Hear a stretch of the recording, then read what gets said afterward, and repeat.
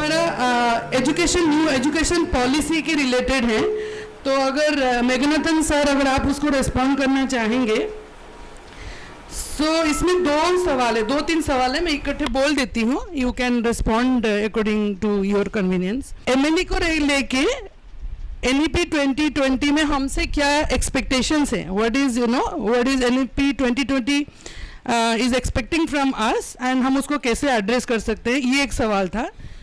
दूसरा ये सवाल था या कमेंट्री था, ये था कि वो एमएलई तो बोल रहे हैं but the policy is written either in English और इन हिंदी, वो बाइलिंगुअल है, वो क्यों, ये एक सवाल है।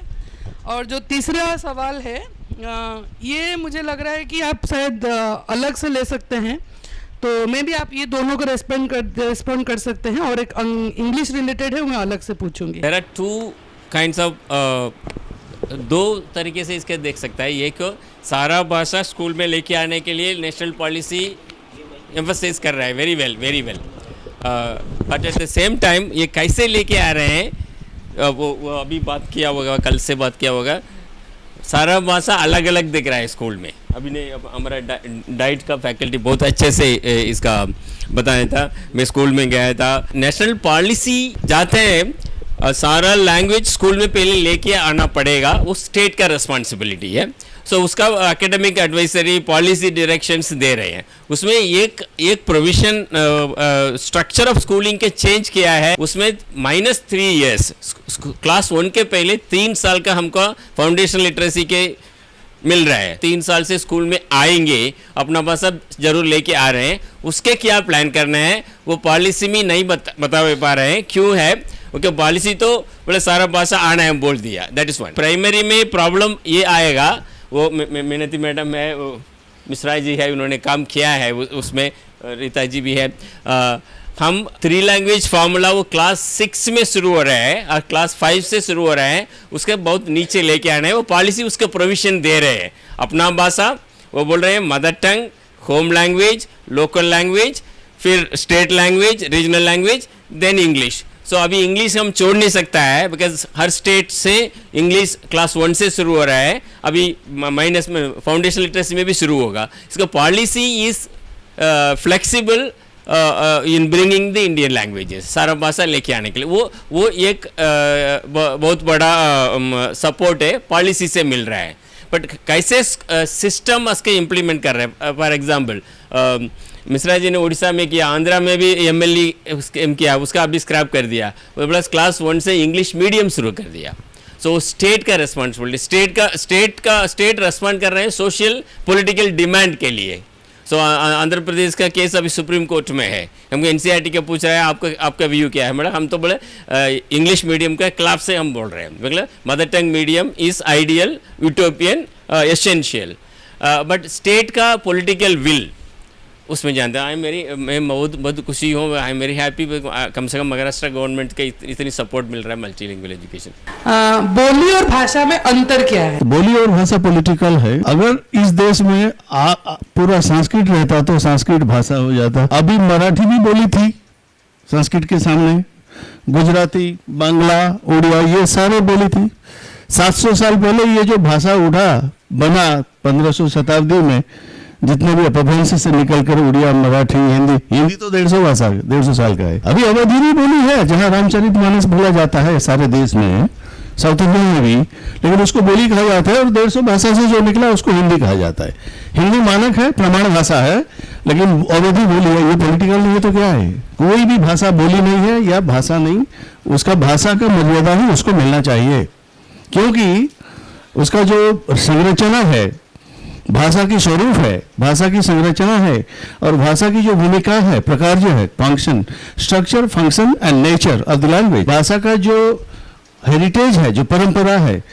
अच्छा, जो 150 साल का परंपरा है हिंदी भाषा का, उसका परंपरा बड़ा है, उसका ऐतिह्य बड़ा है, या आपका बुंदेली और छत्तीसगढ़ी और अवधी का बड़ा है? अवधी तो 500 साल का है, तुलसीदास लिखा था। तो अवधी कौन सी हालत में अवधी हिंदी से छोटा हो गया? किसने बनाया छोटा? जो पावर में था वो उसने बनाया। जो हिंदी भाषा को शासन की भाषा बनाया, the language of power determines the nature of the language of situation, language of status. जुड़ा हुआ एक क्वेश्चन है, जुड़ा हुआ तो नहीं, बट या मेरे को लग रहा है कनेक्टेड है। समुदाय में भाषा को बचाने के लिए क्या उपाय या सुझाव आप देंगे? हमारे देश के जो जिस ज्ञान को लिखा पढ़ा नहीं है, लिखित में नहीं है, ये बोलचाल में है, व्यवहार में है, पूजा पाठ में है, रीति नीति में है, सब में है, रामायण महाभारत में भी है। लेकिन जब वो कभी पढ़ाई का भाषा नहीं हो जाता या लिखित नहीं है, जो कथित होता है उसी को अब भाषा नहीं मानते। हजारों साल से मौखिक समाज है, और मौखिक समाज में जो जितना भी है वो लाइब्रेरी में नहीं है। और जिस ज्ञान के बारे में मिनती जी कह रहे थे, वो ज्ञान अभी हमारे व्यावहारिक आचरण में है, किताब में नहीं है। और इतने चीज किताब में नहीं है कि आप कल्पना नहीं कर सकते, आप आविष्कार भी नहीं कर सकते, क्योंकि आपको स्कूल कॉलेज यूनिवर्सिटी का भूत पकड़ा है, उसमें ही आप सीमित रहेंगे। विस्तृत दुनिया में आप नहीं रहेंगे। 20 लाख स्कूल में जुड़े रहेंगे और 50 लाख गांव में जुड़े नहीं रहेंगे आप। तो समुदाय बचाता कैसा है? आजकल सारे समुदाय जाति महासभा किए हैं, अपने अपने गोंड समाज है, भीली समाज है, वागड़ी समाज है, सौरा मंडल है, सांताली समाज है, मुंडारी गोष्ठी है, ये जितने भी आदिवासी गोष्ठी है देश में, सारे लोग अपना अपना जाति महासभा करते हैं परंपरा में। और आजकल उसमें भाषा और संस्कृति जुड़ गया है, अपने अपनी भाषा संस्कृति। अभी तो गोंडवाना का पूरा एक किताब का दुकान खुला है, आपका नागपुर में है और बाकी जगह गोडचिरोली में भी है। तो ये क्यों ऐसा कर रहे हैं? ये जो भाषा की स्वतंत्रता अस्मिता इसलिए हो रहा है कि देश जब स्वतंत्रता पाया उस समय देश के आदिवासी लोगों को या जो संख्या लघु भाषा के लोगों को उसी समय परिचय नहीं मिला। उसी समय नेशनल इंटीग्रेशन, राष्ट्रीय संघति इंपॉर्टेंट था। चाइना और पाकिस्तान लड़ाई कर रहे थे इंडिया के साथ, तो 15 साल के अंदर इंडिया हिल रहा था। 1966 में जब संविधान बना उस समय इंडिया को डर लग रहा था कि फिर से कोई हमको अटैक ना कर दे। 64-62 में युद्ध हुआ, 66 में नेशनल पॉलिसी बना। तो बोले देश के भीतर के लोग सामाजिक संगति के अनुसार भाषा को बचा के रखेंगे, ये देश का भीतर की काम है, लोगों की काम है। इसको कहा गया सोशल इंटीग्रेशन, सामाजिक संगति, और नेशनल इंटीग्रेशन राष्ट्रीय संगति स्कूल कॉलेज के जरिए, प्रशासन के जरिए, मिलिट्री के जरिए बचा के रखना है। लेकिन अभी 50 साल के बाद देश में जब आजकल हमारा अग्नि का बहुत क्षेपणास्त्र हो रहा है, चिंता नहीं हमारे देश को कोई, हमारे देश में बहुत मिलिट्री में पावरफुल हो गया है। अभी आप एमएलए कर सकते हो, अभी आपके देश को कोई आक्रमण की चिंता नहीं है, तो आप शुद्ध खुशी मन से भाषा, संस्कृति, नाच गाना के ऊपर ध्यान दे सकते हो। सारे समुदाय अपने अपने नाच गाना, आजकल तो वीडियो और ऑडियो कैसेट्स में काफ़ी गीत और नाच और डांस का आ रहा है। तो there are many opportunities in technology and also society to maintain the language, और उसके साथ ही भाषा शिक्षा भी जुड़ा है। रिक्वेस्ट करूंगी अविनाश जी अगर इसमें कुछ जोड़ना चाहें। हाँ। भाषा एक, जैसे भाषा कौन तैयार करता है? भाषा जो भाषा बोलने वाले हैं वो उसे निर्मित करते रहते हैं प्रतिदिन, प्रति क्षण। अगर हम एक भाषा बोलना छोड़ दें तो भाषा खत्म हो जाएगी। तो ये प्रवाह की तरह है, और इस प्रवाह में कहीं कहीं बांध बांधे गए हैं। पिछले कई दशकों में बिग डैम, स्मॉल डैम एक डिस्कशन हुआ था, वैसे ही आपको भाषा में उसी प्रकार किस तरह के हमें बांध चाहिए, किस तरह के लिखित रूप में भाषा चाहिए, कौन सी नहीं चाहिए, इसके बारे में काफ़ी चर्चा करनी होगी, समझना होगा और जानना होगा। ये कोई और हमारे लिए तय न करे, इस पे ध्यान देना होगा। ऊपर से कोई बोलेगा आप 22 भाषा, 22 ही क्यों, 12 क्यों नहीं, 36 क्यों नहीं, 40 क्यों नहीं, इसका उत्तर हमारे पास एक समाज के रूप में हमें मिलना चाहिए। तो ये बोली है कि ये भाषा है, ये कौन तय करेगा? ये हम ही तय करेंगे। किन भाषाओं का क्या कार्य होगा ये हमें तय करना पड़ेगा एक समाज के रूप में। आज भाषाओं के प्रति जो पॉलिटिकल विल है वो इतना ताकतवर नहीं है कि हमारी बात सरकार सुन सके, उसे ताकतवर बनाना पड़ेगा। छुटपुट कुछ जगहों पे लोग बात कर रहे हैं उसके बारे में, लेकिन फिर भी इसे और तीक्ष्ण बनाना पड़ेगा और मजबूत बनाना पड़ेगा। उसके बाद मिलकर देखो, कोई आपको बता नहीं सकता कि ये भाषा है, ये बोली है, ये उपभाषा है, भारत में कितनी भाषाएं हैं, इसका कोई भी आपको ठीक उत्तर नहीं दे पाएगा, क्योंकि ये हमें ही तय करना है, क्योंकि हम ही इसके निर्माता हैं।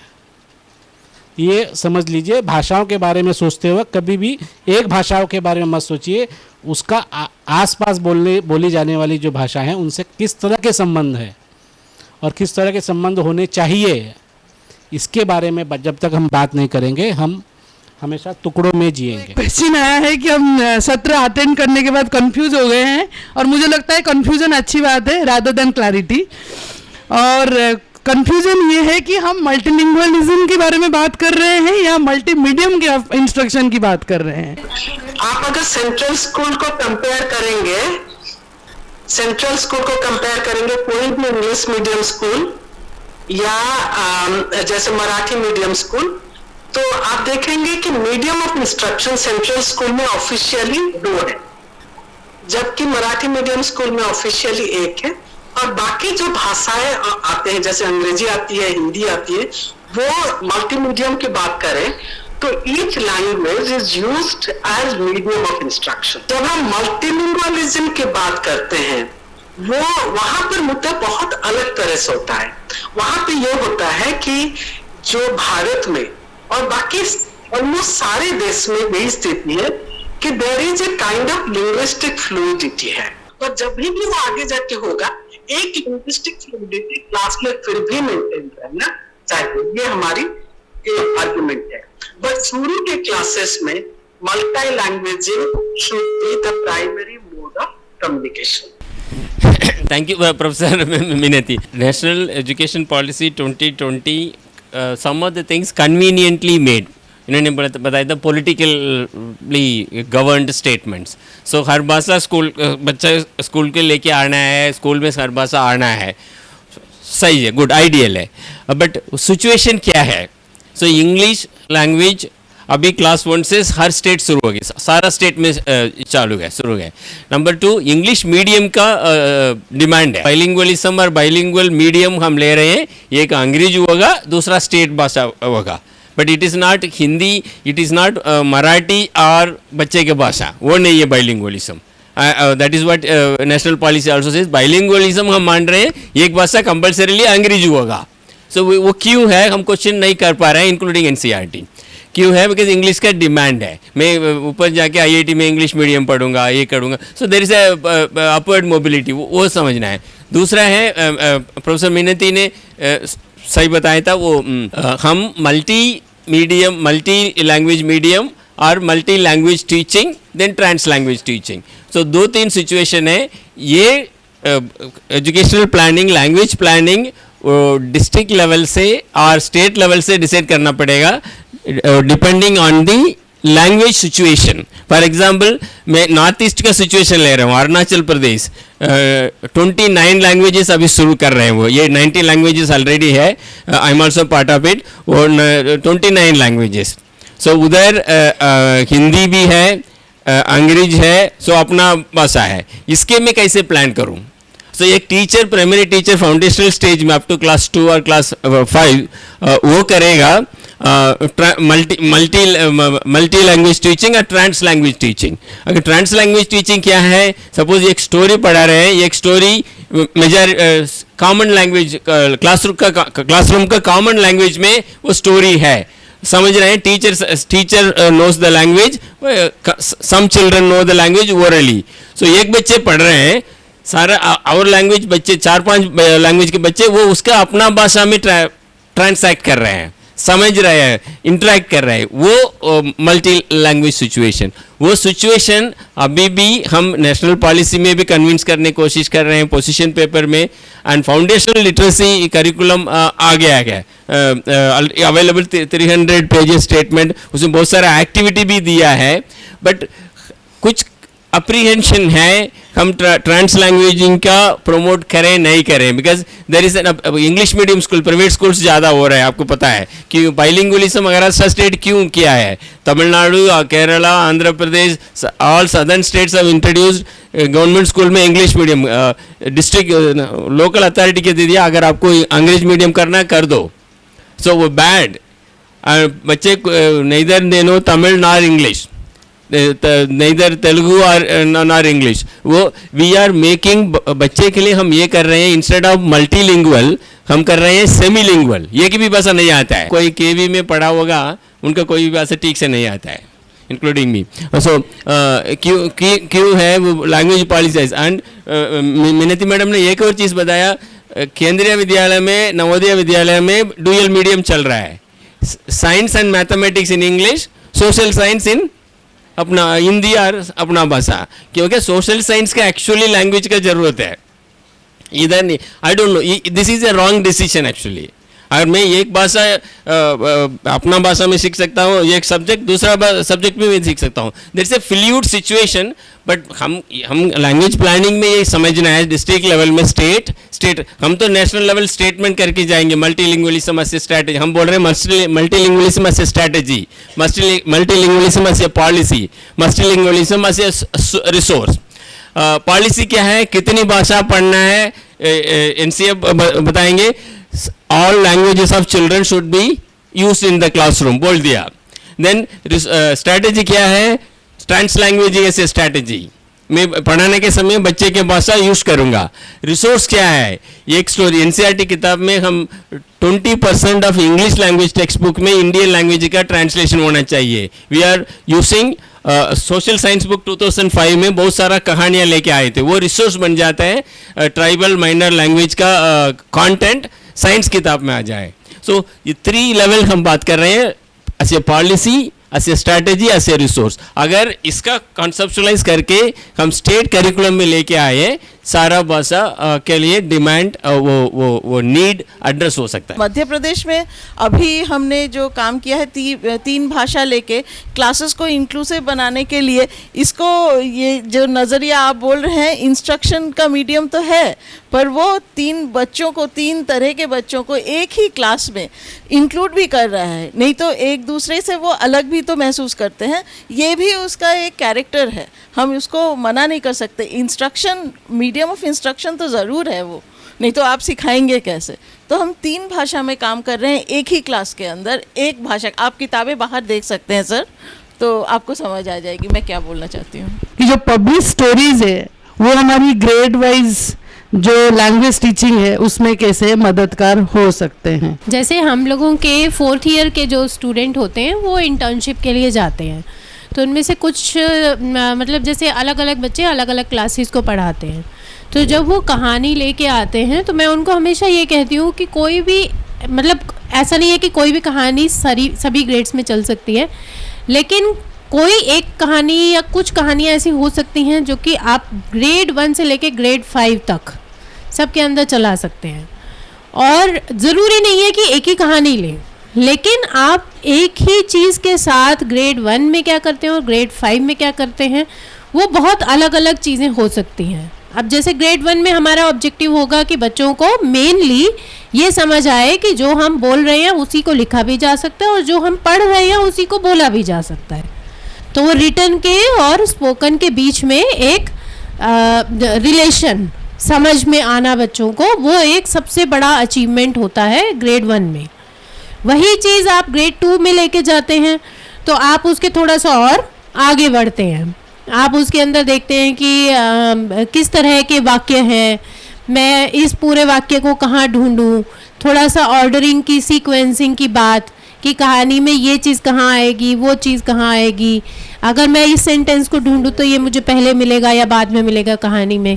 फिर वही चीज़ आप ग्रेड 3 में अगर लेके जाते हैं तो उसी के अंदर आप और आगे ले जा सकते हैं कि अच्छा इस कहानी को संक्षिप्त में कैसे लिख सकते हैं. मान लीजिए एक लंबी कहानी है, उसको मुझे सिर्फ 5 लाइन में बताना है, तो कैसे मैं उसको करूं, क्या चीज़ सबसे इम्पॉर्टेंट है बतानी. ये क्लास 3 में शुरू होकर क्लास 4 तक जा सकता है, क्लास 5 तक भी जा सकता है. उसी तरह से और आगे अगर आप जाना चाहें तो अच्छा हम इस कहानी को एक्सटेंड कैसे कर सकते हैं, कहानी का कविता कैसे बना सकते हैं, कविता का कहानी कैसे बना सकते हैं. तो इस तरह से बहुत तरह की चीज़ें एक ही पीस ऑफ टेक्स्ट के साथ की जा सकती हैं. जैसे सुनीता बात कर रही थी बिल्कुल वैसे ही मैं उसके आगे आपको बताना चाहूँगी कि कैसे जब बच्चा क्लासरूम में आता है और क्लासरूम में आ रहा है तो सबसे पहले ज़रूरी है कि वो मेंटली कैसे स्टेबल वहाँ पे हो पाए, क्या चीज़ें वहाँ पे हो रही हैं जिससे वो जुड़ पाए, क्या कनेक्शन हो रहा है वो हो पाए. तो क्या बातचीत, क्या संवाद होना चाहिए वो बहुत ज़रूरी है. तो जब बच्चे आया है क्लास में और कुछ ऐसी बातचीत हो रही है जो उसके संदर्भ से जुड़ती है, तो वो लिखना तो कुछ नहीं जान रहा है लेकिन बात करना तो जानता ही है ना. तो जब वो किसी चीज़ पे उसको चित्रकारी के लिए बोल रहे हैं और जब वो चित्र बना के आ रहा है तो चित्र बना के वो उस चित्र के बारे में भी कहानी बुनता है कि ये इस तरीके का है, और उसी में जब उसकी बात का कोई एक सेंटेंस उस चित्र के साथ लिख दिया जाता है तो उसको ये लगता है कि मेरे चित्र मेरी बात का एक कोई बात लिख दी गई है जो उसे पढ़ के सुनाया जाता है। तो पहला स्तर जब वो उसका ऐसे पार होता है कि मैं आया हूँ, चित्रों से बातचीत कर रहा हूँ, उसके साथ ही मैं जो बोल रहा हूँ उसे कैसे लिखा भी जा रहा है, तो ये विश्वास बनना कि जो बात बोली जा रही है वो लिखी भी जा रही है और वो इस तरीके से है जिसे ये पढ़ना कहते हैं। तो कैसे वो उन चीज़ों से जुड़ रहा है। फिर उसी के साथ साथ जब ये पहला स्तर बच्चों का इस तरीके से तैयार होता है लिखने पढ़ने का, उसके साथ तो फिर कैसे उसका और क्षमता वर्धन हो, कैसे उसका लेखन का वो भी बढ़ पाए। तो इसके ऊपर क्लासरूम में बहुत टीचर्स के साथ बहुत काम करना और कैसे वो काम हो, क्या मुद्दे हो जिस पे बात हो, कौन से ऐसे टॉपिक हैं जो मज़ेदारी के हैं, बच्चे जिस पे बोल पाएँ, अभिव्यक्त कर पाएँ। तो वो कविता का माध्यम हो सकता है, वो कहानी का, वो चित्रकारी का, और एक एक स्तर फिर वो बच्चों का जो असेसमेंट की बात होती है कि 6 महीने में हो रहा है, 3 महीने में, लेकिन हमारा मानना है कि हर एक बच्चे पे हर एक बच्चे के साथ होना होता है, तो बच्चों का जो कौशल है वो भी साथ में दिखता जाता है कि वो कैसे बढ़ रहा है।